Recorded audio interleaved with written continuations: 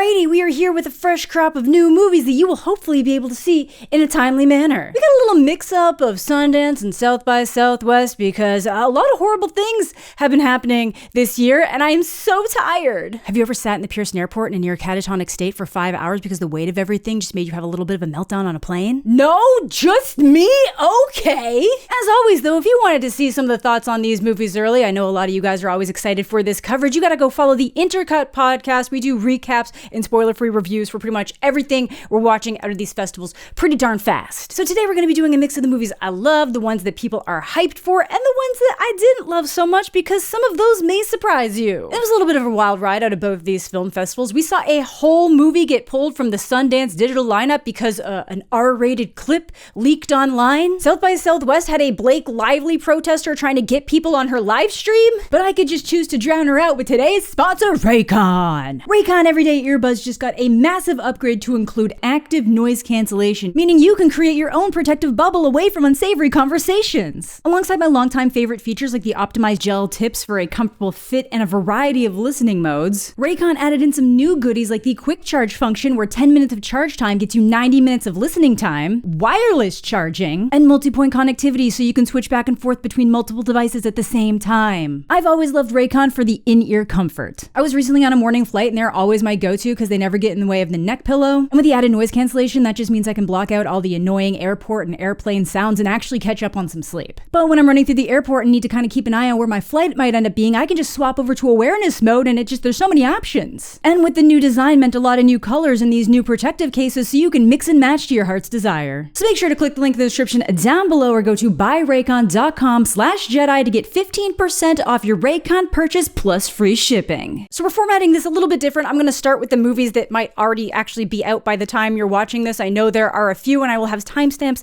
down below if you want to jump around. Again, no spoilers here today, but I'm actually going to start with the Ballad of Wallis Island because I really just had such a delight with it at Sundance. I wish I'd been able to catch it again at South by Southwest. Shout out to Art for managing to grab me this t-shirt that they had at South by Southwest because I would have been inconsolable had I realized it existed and I had not been able to get one. This is a movie that's going to feel at home with movies like Once and Flora and Son, like these stories being driven so much by the music, but it's not quite in that musical realm. And it's equal parts funny and sweet and sad, but in a beautiful way. The story picks up with Herb McGuire, once a part of the iconic music duo McGuire and Mortimer, arriving at Wallis Island to play an intimate concert, and by intimate, it's literally a performance for one single superfan named Charles. You said there'd be 100. I said less than 100. Is it just you? Yeah. And Charles, I'd die and kill for Charles. A character that could so easily become overly annoying both for the characters in the movie and the audience, but they really managed to balance him so he's just beloved to us. And that is a very hard line to toe, and usually I find myself on the other side of it. But what Herb doesn't know is that Charles didn't just invite him to perform solo, he also invited his estranged ex-bandmate and ex-girlfriend Nell in attempts to rekindle their musical bond for one last McGuire and Mortimer concert. Well, this largely ends up being a movie about Herb learning to grow as a human, be a better person, and let things from the past go. We get so much out of Charles and the life he's lived, and it was so beautiful how goofy he was. Like, he gets you right here. I ended up liking this movie so much more than expected. We got great performances out of everyone, which includes Carey Mulligan, Tom Baston, and Tim Key. And the music was fantastic, which I do feel is essential if you're trying to convince people that this was a successful music duo that had a career. I would absolutely be picking up a McGuire and Mortimer album right now if I could.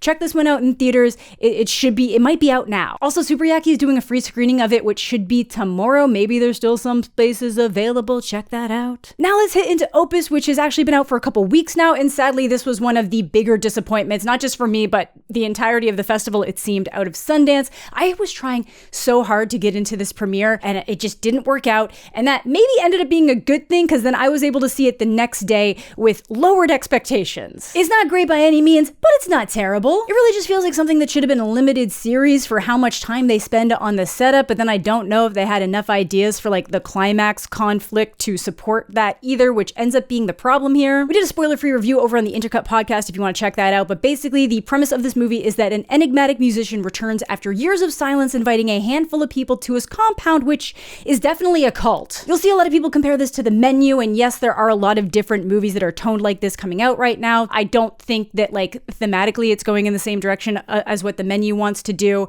but the vibe will feel similar. I do really like the final idea they implement into this. I just kind of wish they had built into it better. I'd still give it a watch though. And then continuing on with A24, we have The Death of a Unicorn, the latest in what feels like A24's push to go outside what people traditionally think of them when they hear A24, especially A24 horror, fully funded by them and not just picked up for distribution like they did with Talk to Me. And this one was pretty fun. It's not amazing. Unfortunately, I think it's the writing around emotional moments that end up being the bigger issue here. Like, it's got a lot of good ideas. I think someone else just needed to go in with like some of the dialogue and just clean things up here and there. It's playing out as this eat the rich satire, but I do think it makes a better creature feature than it does that, but a lot of those moments of satire definitely do still work. But the basic story, a father and daughter hit a unicorn while on their way to deal with the affairs of a dying billionaire, and the family immediately start to exploit the body for its mystical healing properties. But unfortunately, it's how they tie that into the more intimate story of this daughter who lost her mother to cancer and the father who claims to want to protect her from harm that doesn't really work at all times, leading to a very misused Paul Rudd and a Jenna Ortega performance that has moments that shine through, but ultimately suffers from the weak writing. Will Poulter is particularly great in this as the son of the billionaire who spent his life jumping from one passion to another.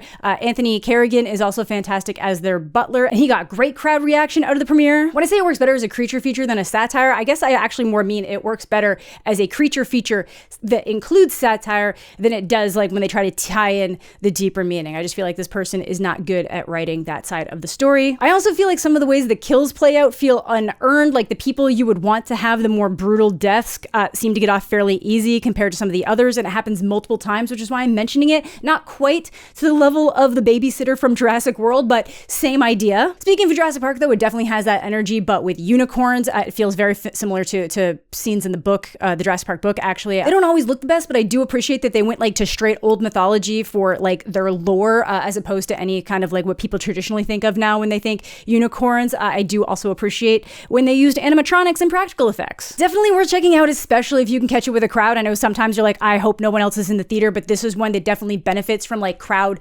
enthusiasm. And I will say that the unicorn coke could probably save me. Honestly, even if it can't save me, it could have fixed my ankle in the moment because I sprained the shit out of it in like an gutter that like Pennywise could have been crawling out of to get this shirt that says, I got gored at South by Southwest, Death of a Unicorn with a horn on the front. I was making sure I got all my friends' shirts and someone pushed me into a gutter.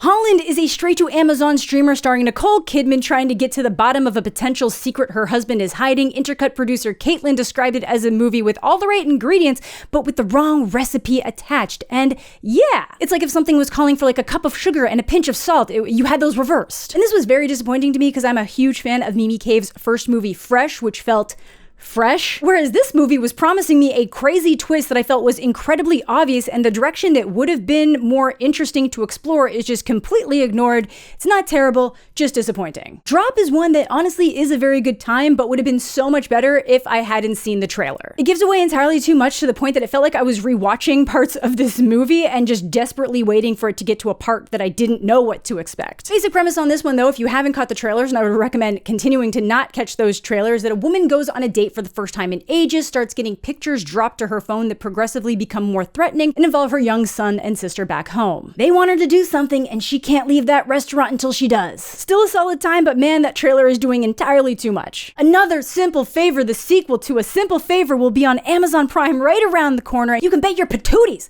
I'll have a full video. All I'll say is that it ended up pretty much exactly what I expected, and like the medium case scenario, it feels like it was an excuse for them to have an Italian Vacation, a bit like a parody of the original. It would have been nice for them to steer harder into what made that original feel so special, because I am actually a huge fan of the original movie, but I don't know if the creators of this even fully realize what that was. Blake and Anna still play perfectly off each other, and regardless of real world happenings, Blake plays Emily so well, so it is very nice to see that character on screen again. Friendship, I've already talked about this one in my TIFF video, but we also now have a full spoiler-free review linked down below, but just know, seeing it the second time at South by Southwest had me bump it from a 4 to a 4.5 out of 5. It's hilarious and honestly really smart for the type of comedy it is. There's a new Marvel out that's supposed to be nuts. We should go see that. People are literally losing their minds. It's nuts. Oh my God, I forgot about The Accountant too, which is so funny because I was just said on Twitter that it was pretty forgettable. It's also coming out soon. I do think it's largely better than the first one because John Bernthal's character is just so fun in this. Unfortunately, I find a major aspect of the story with a government employee to just be really generally annoying. And then one of my most unpopular opinions out of Sundance was that I really didn't like The Wedding Banquet, which seemed like it was the easiest crowd pleaser out of the festival. This is a remake of the 1993 Ang Lee movie and follows a similar plot of a gay man marrying a woman to keep his parents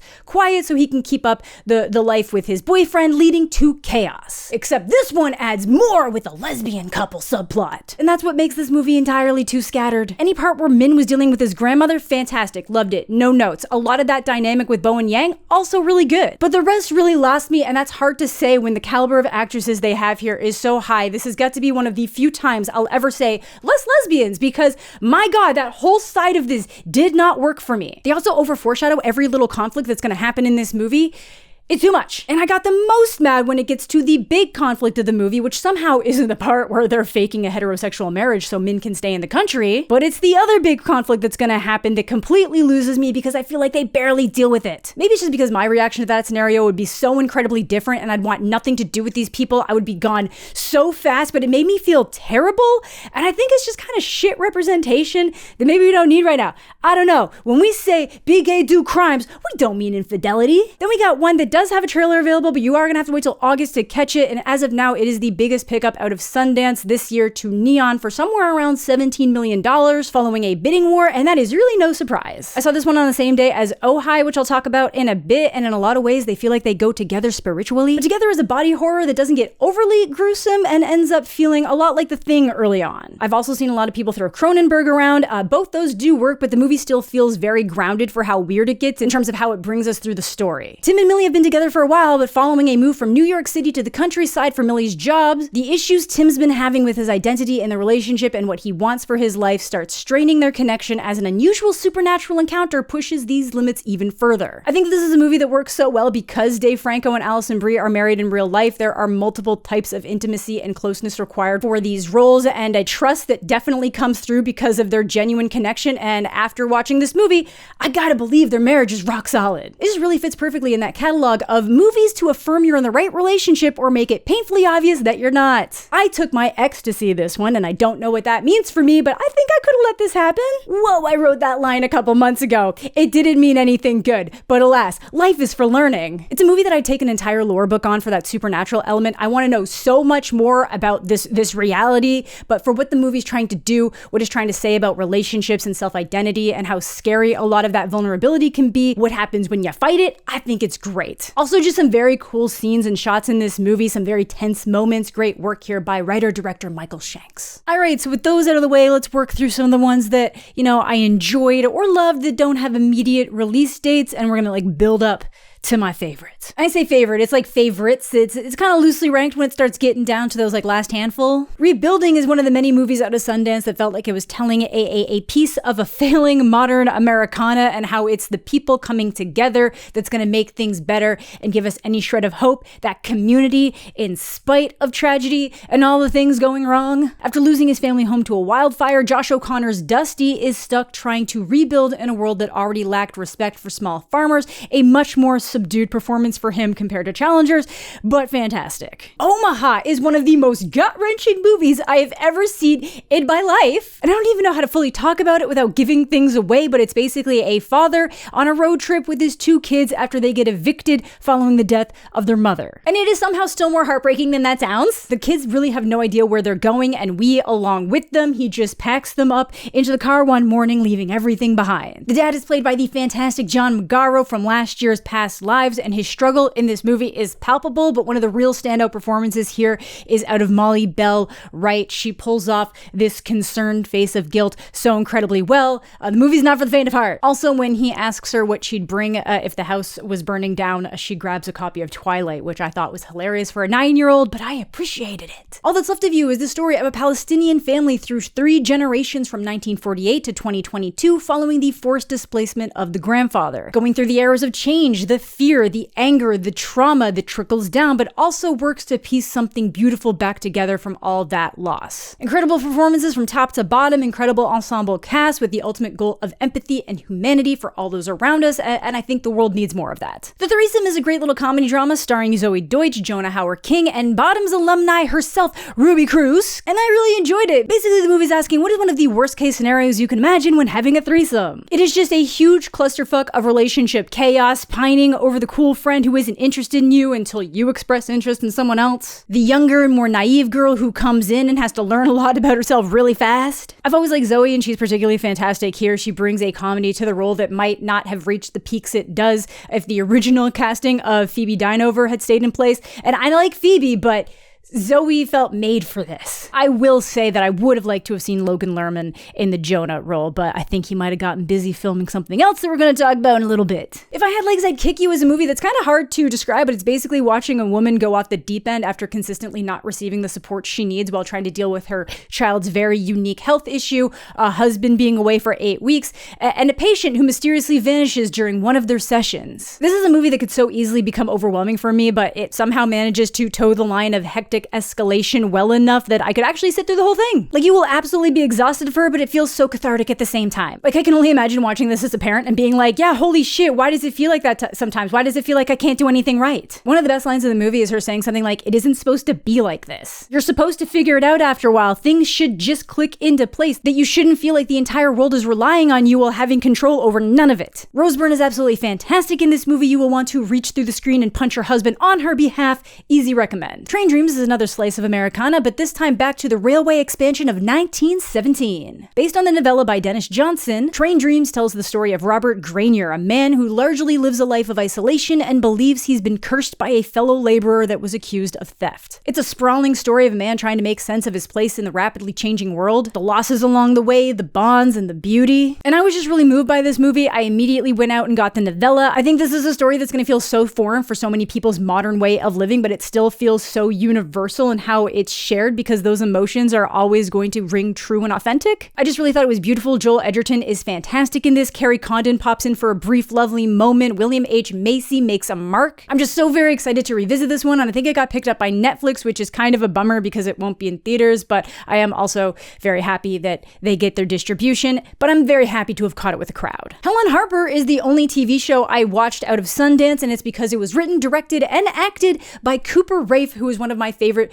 directors with movies like Shithouse and Cha-Cha Real Smooth, and this is a very interesting family drama about the ways grief and traumatic incidents can both force us to grow up too fast and keep us stuck in one place. I always appreciate that Cooper's willing to let himself be the petulant child of the story. There is great casting here, rounded out by Mark Ruffalo and Lily Reinhart, and what I think is probably her best role to date. Lurker was a movie I was instantly interested in based on the premise because I have witnessed people try to pull similar tactics on esports celebrities. Basically, we've got a guy, Matthew, who's obsessed with a musician named Oliver and uses his deep-cut knowledge to infiltrate his inner circle by pretending to not know who he is. The more Matt ends up entrenched in the lifestyle, the more desperate he is to keep it and prove his worth. And this movie is hitting that topic on so many levels. The deceit, the manipulation, the control the celebrity has over the people he carts around with him, fan culture and what creates these separations between individuals. Like, there's a part of this movie that started feeling like Whiplash with people trying to fall over themselves not to get cut from the team. I also think the story pushed in a direction I was not at all expecting. I think a lot of these stories instantly go for fully off the deep end. This does something pretty interesting with it. Also, the last song of this movie is so good I've not been able to stop singing it for 2 months. Movie ended up picking this one up for distribution and they snagged Substance last year, so it's definitely worth keeping an eye out for. Sorry Baby is a fantastically confident debut by comedian Ava Victor that is as tragic and authentic as it is funny. Unlike some of the other movies at Sundance, which seem to go out of their way to add shock value or were trying to tell a personal story when it felt like the director or writer was not enough on the other side to be telling that story, Ava Victor handles the incident in her story with such a bare thread that it almost feels more chilling than if they had actually chose to show any of it. And that was an intentional choice so that people that could get the most out of the story would feel like they'd actually be able to watch it. Basic premise is that something happened to Agnes, and it's not until years later that she finally realized how much of an effect it's had on her life and how stuck it's left her. Going through the events non-linearly, the movie expertly works through that self-realization and the things that have to happen for her to move forward. Again, fantastic performances here. The way it handles the event feels so incredibly incredibly authentic and honest and hard. This got picked up by A24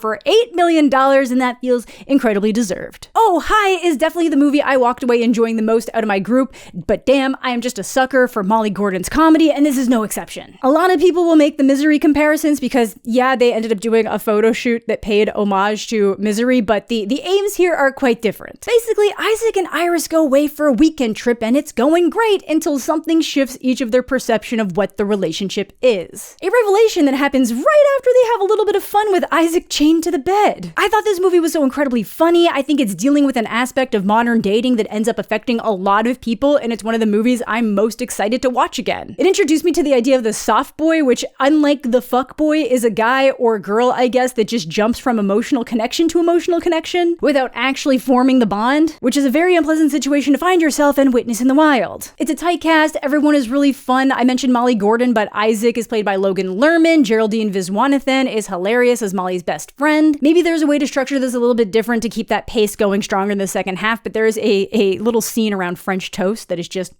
perfection. The Rivals of Amziah King. Look, we didn't know what to make of The Rivals of Amziah King based on the description of the movie, but I am so damn glad I managed to catch this movie because it's so much. We've got community, we've got revenge, we've got found family, we've got bee and honey crimes. Things get real in this movie, and it juggles a wide range of tones so much better than I ever could have anticipated. Matthew McConaughey is genuinely fantastic in this. Apparently he just took a big break from acting that I didn't even realize, because every time I visit my parents, he's in some kind of new commercial. But I just thought this was really fantastic. I guess it was introduced at the premiere as a movie both for film lovers and farmers, and I just can't argue with that logic. Great music in it as well. Twinless was one of the first movies I saw out of Sundance, and I think it still managed to be my favorite, though there were a couple that got very close. But this is a really fantastic dark comedy in every sense of the word, with guys forming a bromance at a bereavement group for twins who've lost their twin, which is just about one of the saddest things I could possibly imagine. But the circumstances between each of these people finding the group is quite different and will progressively unravel through the story. This was one of the big ones at the fest for many reasons and caused a ton of drama when one of the clips leaked online. Basically, Sundance still has a huge online platform because this one was officially in competition. It had to be on that platform, but I basically woke up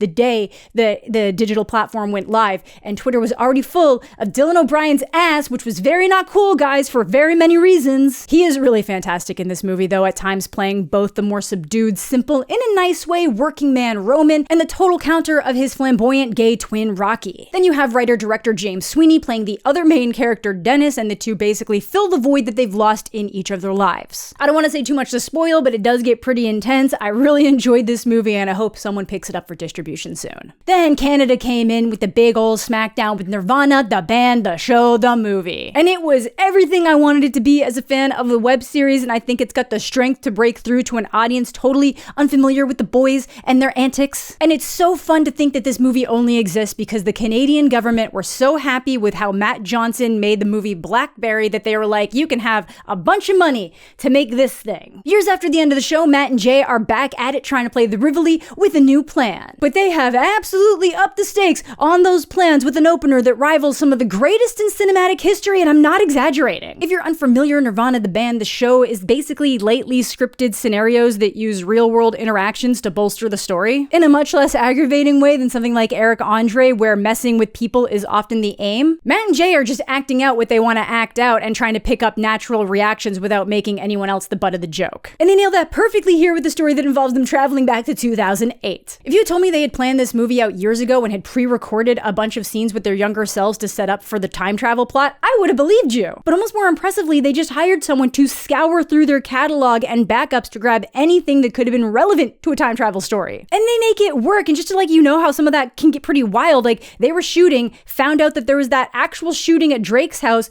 and then just went there and found a way to tie that into the movie. It's fantastic. I love it. There's a joke that's entirely predicated around another movie that I hope gets cleared legally so more people can see this. But yeah, this just brought me so much joy. We all literally went to see it a second time a day later. So that's it for the ones that I felt really struck a chord with me. So we'll close it out with a handful that I thought were cool or that maybe people were waiting on thoughts for. We'll start with the life hack. Have you ever gone down a YouTube rabbit hole on scam baiting? How about those slickly edited mini docs on crypto scams? If so, LifeHack's gonna feel right at home with a group of teens committing a series of crypto heists. This is a screen capture movie like Unfriended and Searching, and they keep that format and editing tight in this one. You can tell that these filmmakers had a very specific story that they wanted to tell. They put in the research to do it right, which has been one of my constant complaints about movies infusing online culture. If you're so interested in it, actually, I don't know, look into it. The worst I'll say is that maybe it takes a little bit too much from real life stories, but it's a solid thriller that knows how to keep the stakes high, and it also includes acting from YouTuber JV Schultz. Hollow Road / It Ends. I'll talk about these two in one. We go